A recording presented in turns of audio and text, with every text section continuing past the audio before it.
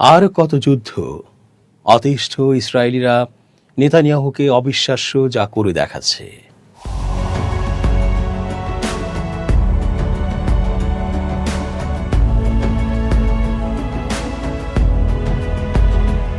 আসসালামু আলাইকুম দর্শক, কেমন আছেন?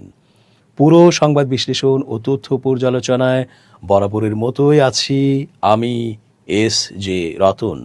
শেষ পর্যন্ত দেখতে থাকুন আজকের পর্বটি। নিশ্চয়ই হয়তো আপনার মনের কথাটি আমরা বলতে যাচ্ছি। চেঞ্জ টিভির আন্তর্জাতিক চোখ, আপনাদেরই অনুষ্ঠান।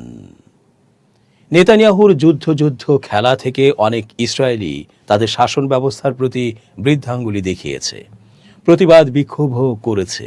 এছাড়া নেতানিয়াহুর বাড়িও ঘেরাও করেছে, হত্যার চেষ্টাও করেছে। জরিপেও দেখা গেছে নেতানিয়াহুর জনপ্রিয়তা তলানিতে ঠেকেছে। তারপরও নেতানিয়াহু থামেনি, এখনও থামছে না। ফলে নাগরিকরা নিরুপায় হয়ে এমন এক অবিশ্বাস্য কিছু করে দেখাচ্ছে যা ইসরায়েলের জন্যেই, এই জাতির জন্যেই এক লজ্জার ব্যাপার। রাজনৈতিক অস্থিরতা, অর্থনৈতিক সংকট এবং দীর্ঘস্থায়ী সামরিক সংঘাতের কারণে ইসরায়েল থেকে নাগরিকদের দেশ ছাড়ার প্রবণতা বেড়েছে। 2025 সাল পর্যন্ত রেকর্ড সংখ্যক ইসরায়েলি নাগরিক দেশ ছেড়েছে বলে তেল আবিব বিশ্ববিদ্যালয়ের গবেষকদের এক প্রতিবেদনে উঠে এসেছে। প্রতিবেদন অনুযায়ী 2023 থেকে 2025 সালের মধ্যে 2,68,509 জন ইসরায়েলি নাগরিক অন্তত 3 মাসের জন্য দেশ ছেড়েছে। 2023 সালে শুরু হওয়া এই প্রবণতা 2024 সালে সর্বোচ্চ পর্যায়ে পৌঁছায়। ইসরায়েলের প্রভাবশালী দৈনিক ইয়েদিওথ আহরোনোথ তেল আবিব বিশ্ববিদ্যালয়ের গবেষণার বরাত দিয়ে তথ্য জানিয়েছে। গবেষণায় বলা হয়েছে 2023 সালে অন্তত 3 মাস বা তার বেশি সময়ের জন্য ইসরায়েল ছেড়েছেন 86,509 জন। 2024 সালে এই সংখ্যা বেড়ে দাঁড়ায় 91,499। 2025 সালে দেশ ছেড়েছে আরও 90,922 জন। গবেষকদের হিসাব অনুযায়ী 2023 থেকে 2025 এই 3 বছরে দীর্ঘ সময়ের জন্য ইসরায়েল ছেড়েছে প্রায় 2,69,000 মানুষ, অর্থাৎ প্রতি বছর গড়ে প্রায় 90,000 মানুষ দেশ ছেড়েছে। তবে 2010 থেকে 2019 সাল পর্যন্ত ইসরায়েল ছাড়ার বার্ষিক গড় ছিল প্রায় 60,000। 2013 থেকে 2015 সালের মধ্যে মোট 1,83,219 জন দেশ ছেড়েছিল। সাম্প্রতিক 3 বছরের তুলনায় সেই সংখ্যাও কম। ইয়েদিওথ আহরোনোথের আগের এক প্রতিবেদনে বলা হয়েছে, সাম্প্রতিক সময়ে চিকিৎসক, পিএইচডিধারী, প্রকৌশলী, বিশ্ববিদ্যালয়ের শিক্ষক এবং উচ্চ আয়ের পেশাজীবীদের ইসরায়েল ছাড়ার হার উল্লেখযোগ্যভাবে বেড়েছে।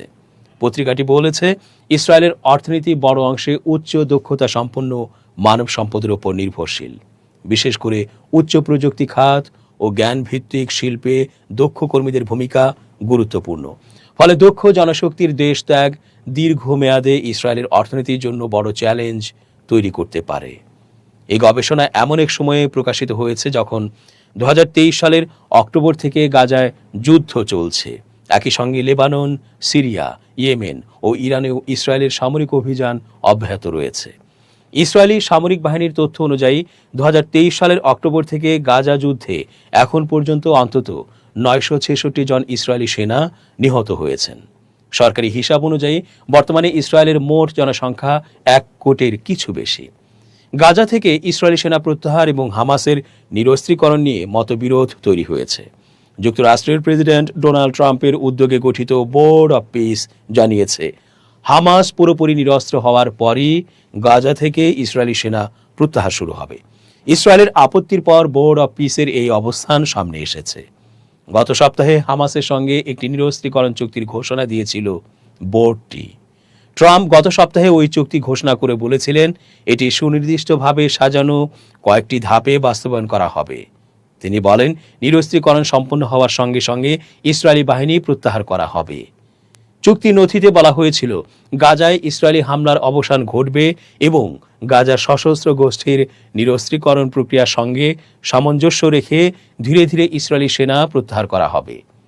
ওই চুক্তিতে গত বছর মিশরের শারম আল শেখে স্বাক্ষরিত যুদ্ধবিরতি চুক্তি বাস্তবায়নের কথাও বলা হয়েছিল। এর মধ্যে রয়েছে গাজায় বাধাহীনভাবে মানবিক সহায়তা প্রবেশের সুযোগ এবং চিকিৎসার জন্য মানুষকে সরিয়ে নেয়ার ব্যবস্থা।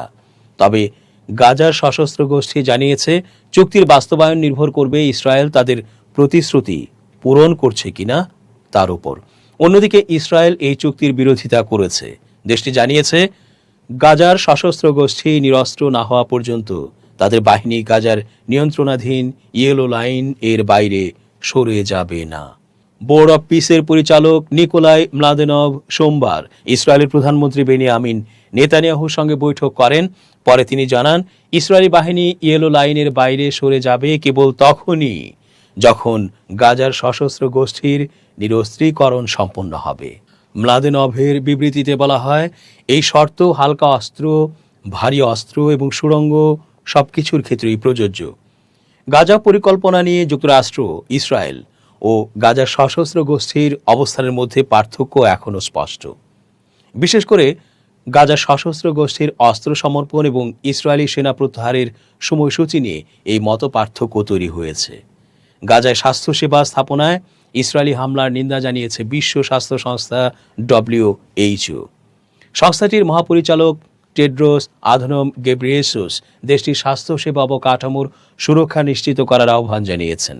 সামাজিক যোগাযোগ মাধ্যম এক্সে দেয়া এক বিবৃতিতে টেড্রোস বলেন, গত 1 আগস্ট আল আকসা হাসপাতালের কাছে একটি চিকিৎসা সামগ্রীর গুদামে ইসরায়েলি হামলায় জরুরি চিকিৎসা সরঞ্জাম ধ্বংস হয়েছে। এর মধ্যে WHO সরবরাহ করা কিছু সামগ্রীও ছিল। হামলায় আল আকসা হাসপাতালেরও ক্ষয়ক্ষতি হয়েছে। তিনি বলেন, স্বাস্থ্যসেবা স্থাপনায় কখনো হামলা চালানো উচিত নয়। এগুলোকে কোনোভাবেই সামরিকীকরণ করা যাবে না। WHOর তথ্য অনুযায়ী 2023 সালের অক্টোবর থেকে গাজায় স্বাস্থ্যসেবা খাতের ওপর প্রায় 1000 হামলার ঘটনা নথিভুক্ত করেছে সংস্থাটি। এসব হামলায় 1000-এর বেশি মানুষের মৃত্যু হয়েছে এবং আহত হয়েছেন প্রায় 1700 জন। একই সময়ে গাজায় ইসরায়েলি হামলায় 73,000-এর বেশি ফিলিস্তিনি নিহত এবং অন্তত 1,74,000 মানুষ আহত হয়েছেন বলে WHO উল্লেখ করেছে। গাজায় চলমান সংঘাতের মধ্যে হাসপাতাল, অ্যাম্বুলেন্স, চিকিৎসা কেন্দ্র ও চিকিৎসা সামগ্রীর গুদামে হামলার ঘটনায় আন্তর্জাতিক বিভিন্ন সংস্থা উদ্বেগ জানিয়ে আসছে। স্বাস্থ্যসেবা অব্যাহত রাখতে এসব স্থাপনার সুরক্ষা নিশ্চিত করার আহ্বানও বারবার জানানো হচ্ছে। গাজা নিয়ে যুক্তরাষ্ট্রের প্রেসিডেন্ট ডোনাল্ড ট্রাম্পের পরিকল্পনার কিছু বিষয়ে মত পার্থক্য রয়েছে বলে জানিয়েছেন ইসরায়েলের প্রধানমন্ত্রী বেনিয়ামিন নেতানিয়াহু। তিনি বলেছেন, গাজার সশস্ত্র গোষ্ঠীর সঙ্গে সাম্প্রতিক চুক্তির বিষয়ে ট্রাম্পের সঙ্গে তার কিছু মতভেদ আছে। নেতানিয়াহু বলেন, গাজার সশস্ত্র গোষ্ঠীর সঙ্গে সাম্প্রতিক চুক্তির বিষয়ে প্রেসিডেন্ট ট্রাম্পের সঙ্গে তার কিছু মতপার্থক্য রয়েছে, আমি তা গোপন করছি না। তিনি আরো বলেন, গাজা পুনর্গঠন কার্যক্রম শুরুর আগে হামাসকে নিরস্ত্র করতে হবে এবং গাজা উপত্যকাকে সামরিকীকরণ মুক্ত করতে হবে। যুক্তরাষ্ট্রের প্রেসিডেন্ট ডোনাল্ড ট্রাম্পের বোর্ড অব পিস এর প্রধান দূত নিকোলাই ম্লাদেনভের সঙ্গে বৈঠকের পর এসব মন্তব্য করেন নেতানিয়াহু। এর আগে গত সপ্তাহে ট্রাম্প জানিয়েছিলেন, গাজা পরিস্থিতি স্থিতিশীল করতে তার উদ্যোগে গঠিত বোর্ড হামাসের সঙ্গে একটি ঐতিহাসিক সমঝোতায় পৌঁছেছে। ওই চুক্তির আওতায় হামাস অস্ত্রত্যাগ করবে এবং যুদ্ধবিধ্বস্ত গাজা থেকে ইসরায়েলি সেনা প্রত্যাহার করা হবে বলে জানানো হয়েছিল। আল জাজিরার দেখানো ওই চুক্তির নথি অনুযায়ী গাজা থেকে ইসরায়েলি সেনা প্রত্যাহারের সঙ্গে ধাপে ধাপে গাজার সশস্ত্র গোষ্ঠীর নিরস্ত্রীকরণের বিষয়টি যুক্ত করা হয়েছে। তবে ইসরায়েলের পক্ষ থেকে আপত্তি ওঠার পর বোর্ড অব পিস জানিয়েছে, গাজা থেকে ইসরায়েলি সেনা প্রত্যাহারের আগে সশস্ত্র গোষ্ঠীকে সম্পূর্ণভাবে নিরস্ত্র হতে হবে। গাজা নিয়ে যুক্তরাষ্ট্রের পরিকল্পনা বাস্তবায়নে হামাসের অস্ত্র সমর্পণ এবং ইসরায়েলি সেনা প্রত্যাহারের বিষয় দুটি গুরুত্বপূর্ণ শর্ত হিসেবে বিবেচিত হচ্ছে। তবে এই বিষয়ে ইসরায়েল ও যুক্তরাষ্ট্রের অবস্থানের মধ্যে পার্থক্য সামনে এসেছে। গাজায় ইসরায়েলের অব্যাহত প্রাণঘাতী হামলা প্রমাণ করে দেশটির সরকার কোনো ধরনের শান্তি প্রতিষ্ঠায় আগ্রহী নয়, এমন মন্তব্য করেছে তুরস্কের পররাষ্ট্র মন্ত্রণালয়। আন্তর্জাতিক গণমাধ্যম আল জাজিরার প্রতিবেদনে বলা হয়েছে, সোমবার 3 আগস্ট প্রকাশিত এক সরকারি বিবৃতিতে তুরস্ক বলেছে, ইসরায়েলের প্রধানমন্ত্রী বেনিয়ামিন নেতানিয়াহুর একমাত্র লক্ষ্য হল ফিলিস্তিনিদের নিজ ভূখণ্ড থেকে উচ্ছেদ করা এবং মধ্যপ্রাচ্যে শান্তি ও স্থিতিশীলতা প্রতিষ্ঠার সব প্রচেষ্টা বাধাগ্রস্ত করা। তুর্কি পররাষ্ট্র মন্ত্রণালয়ের বিবৃতিতে আরও বলা হয়, নেতানিয়াহু ধারাবাহিকভাবে এমন পদক্ষেপ নিচ্ছেন যা মধ্যপ্রাচ্যের ভঙ্গুর ভারসাম্যকে আরও অস্থিতিশীল করছে। একই সঙ্গে বিশেষ করে যুক্তরাষ্ট্রের নেতৃত্বে পরিচালিত মধ্যস্থতা প্রচেষ্টাও তিনি কার্যত নস্যাৎ করে দিচ্ছেন। নেটো সদস্য দেশ তুরস্ক বিশ্ব সম্প্রদায়ের প্রতি আহ্বান জানিয়ে বলেছে, নেতানিয়াহু সরকারের বিস্তারবাদী নীতি ও সামরিক আগ্রাসনের বিরুদ্ধে আরও দৃঢ় ও কার্যকর অবস্থান নেওয়া প্রয়োজন। অন্যথায় পুরো মধ্যপ্রাচ্যকে সংঘাতের অঞ্চলে পরিণত করার ঝুঁকি আরও বাড়বে।